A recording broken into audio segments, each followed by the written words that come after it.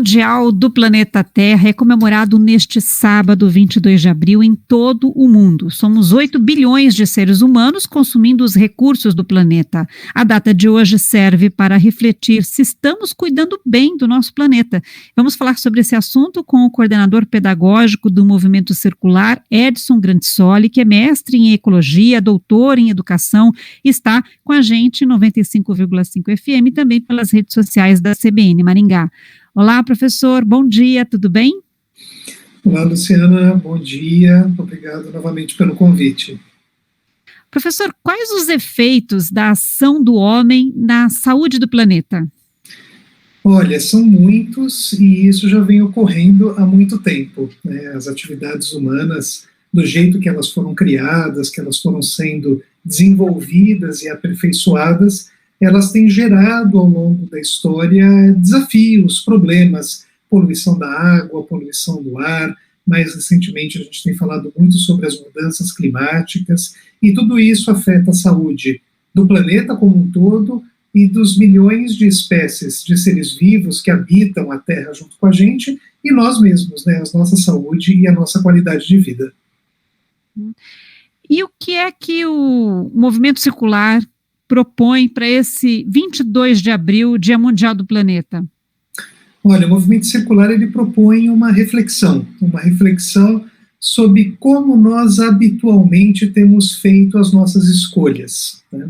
Quando a gente fala em economia circular, a gente valoriza questões de como a gente está extraindo os recursos do planeta e se há muito ou pouco desperdício, que tipo de transporte que a gente utiliza, que tipo de matriz energética, se nós estamos efetivamente criando caminhos para reciclar e reaproveitar materiais. Então é preciso olhar para toda a cadeia tanto de extração de recursos, como de produção, quanto de consumo, quanto de descarte. E se cada ator dessa cadeia fizer modificações, fizer a sua parte, a gente caminha cada vez mais para um presente e para um futuro também mais sustentável. A gente está perto disso, longe disso? Em que distância a gente está desse momento? É difícil aferir a distância, né? A percepção que a ciência tem e que os cientistas têm é que a gente tem se afastado muito rapidamente de modelos mais sustentáveis, né? Então é fundamental, é uma má notícia, né? Mas infelizmente a gente precisa correr mesmo atrás do prejuízo desses últimos séculos. E a boa notícia é que muitas empresas, muitas ONGs, muitos governos têm a questão socioambiental como mote de suas ações. Mas é fundamental que, de novo, né, que todos os atores, incluindo os ouvintes da CBN, se responsabilizem pela sua parte. Até quando o planeta aguenta? Também é uma estimativa difícil, né? Se a gente pegar, por exemplo, a questão das mudanças climáticas, a gente está falando de um horizonte muito curto, de mais ou menos 2050 a 2100, para a gente ter níveis de temperatura no planeta que vão exacerbar ainda mais eventos extremos, fortes chuvas, furacões, grandes secas, e isso vai influenciar em absolutamente todas as formas de vida, vai influenciar nas paisagens, e a gente vai começar, se a gente continuar aquecendo o planeta como a gente tem feito, né, isso vai causar também um grande número e um maior número de migrações em massa. Pessoas que não conseguem mais sobreviver em determinadas regiões do planeta, que vão ser forçadas a sair dessas regiões e buscar uma vida melhor em países vizinhos. A gente já está vivenciando isso, e essas populações já têm até nome, né? São as grandes migrações climáticas, os grandes refugiados climáticos já nesse século. Em relação ao lixo, a gente produz muito lixo, né? Já passou da hora de reduzir essa produção drasticamente? Se você perguntar, a questão do lixo e do resíduo é uma preocupação de absolutamente todo mundo, né? Resíduo é um tema que todo mundo se preocupa, se dá para reciclar, se não dá para reciclar, se dá para reaproveitar, se não dá para reaproveitar, mas os dados também não enganam, né? A gente tem produzido cada vez mais resíduos ano após ano. essa marca hoje está em mais ou menos 2 bilhões de toneladas por ano no mundo todo. É um número, inclusive, difícil de entender, difícil de imaginar o que são 2 bilhões de toneladas de resíduos sendo produzidas. Mas, de novo, a boa notícia é que já existe muita tecnologia, já existem muitas empresas, muitas ONGs, muitos governos que têm estimulado em seus territórios a questão da economia circular, do reaproveitamento e da reciclagem. Explica para a gente, professor, o que é a economia circular? A economia circular é um modelo fascinante. Quanto mais você estuda a economia circular, mais você entende a profundidade dos conceitos e das ideias que ela traz. A economia circular, ela valoriza uma mudança de ações, uma mudança de pensamento em todos os aspectos da cadeia de extração, produção, consumo e descarte. Todos esses atores que fazem parte dessas cadeias modernas de produção têm responsabilidades, têm deveres a fazer. Quem extrai, reduzir os desperdícios, quem produz também reduzir os desperdícios e desenhar produtos que depois possam ser mais facilmente reaproveitados ou reciclados. Quem transporta, optar por alternativas à matriz carbônica, ou seja, optar por combustíveis que não são derivados do petróleo. Finalmente, chegando em nós, consumidores, né, praticar o consumo consciente. E um dos primeiros motes, uma das primeiras lições do consumo consciente é você justamente reduzir o seu consumo, se perguntar o tempo todo se você precisa realmente consumir a quantidade de produtos que você consome, e no final a gente tem uma gestão de resíduos responsável, que tenha uma logística reversa, atrelada, que possa retornar esses materiais a quem produz para que possam ser reaproveitados. Então veja que é uma ideia muito ampla e muito complexa, mas muito importante. E onde entram as embalagens nesse processo?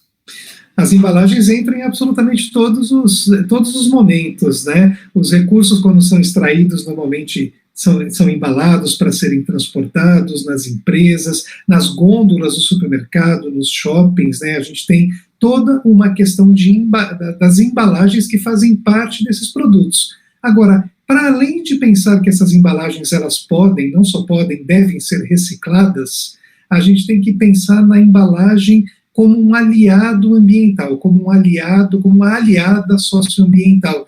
A embalagem, por exemplo, poderia trazer as informações sobre os impactos que aquele produto gerou para ser produzido, para ser transportado e para ser consumido.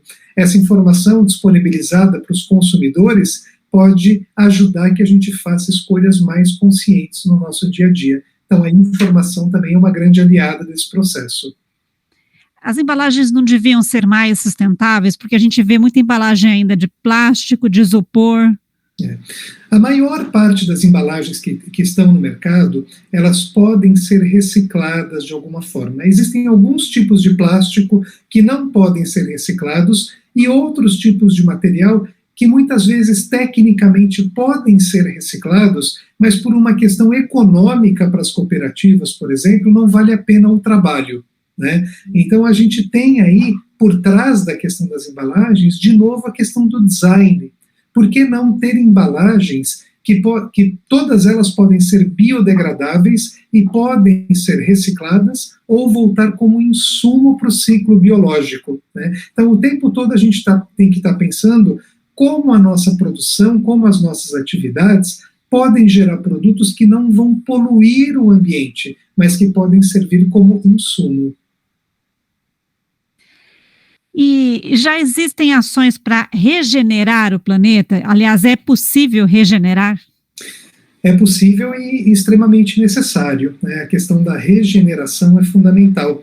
Para além da ideia de ter atividades menos impactantes, nós não podemos mais nos contentar com essa visão. Nós temos que ter atividades que sejam menos impactantes ou zero impactantes e que também colaborem com a questão da regeneração. Muitas empresas, muitos governos já estão preocupados em restaurar florestas tropicais, em regenerar cursos de água, e tudo isso colabora muito com nós mesmos, com as nossas atividades por meio dos recursos e dos serviços ecossistêmicos. O que as pessoas comuns podem fazer no dia a dia? Muitas coisas. Individualmente, as pessoas podem separar o seu lixo, podem economizar água, economizar energia, compostar os seus resíduos orgânicos, coletar água da chuva. Tenho certeza que a maioria dos ouvintes já ouviu falar nessas possibilidades. Mas uma possibilidade tão importante quanto todas essas é nós agirmos coletivamente, por exemplo, fazendo pressão nos governos locais, nos governos municipais, para que efetivamente exista um caminhão de lixo, por exemplo, para recolher o nosso lixo reciclável, né? Que os governos locais estimulem a formação de cooperativas e a adoção de tecnologias de reciclagem e reaproveitamento. Então, de novo, a responsabilidade nunca é só de um ator, nunca é só do consumidor, é de toda uma cadeia de produção, de consumo e de descarte. E o modelo da economia circular pode ajudar, então, na mudança de pensamento e comportamento? Pode, com certeza, principalmente se levar em consideração esse mote central que é a corresponsabilização. Para a gente se corresponsabilizar pelo planeta, pelas nossas ações, é fundamental também que a gente crie instâncias de diálogo, crie instâncias de participação e de criação coletiva. Somente juntos a gente vai conseguir solucionar boa parte dos desafios socioambientais. Tá certo, professor. Muito obrigada pela entrevista. Um ótimo dia. Obrigado, Luciana. Obrigado pelo convite. Ótimo dia. Nós conversamos com o coordenador do Movimento Circular, Edson Grandissoli. Falamos sobre o Dia Mundial do Planeta Terra, que é comemorado dia 22 de abril. Hoje, então, dia de reflexão sobre o nosso planeta.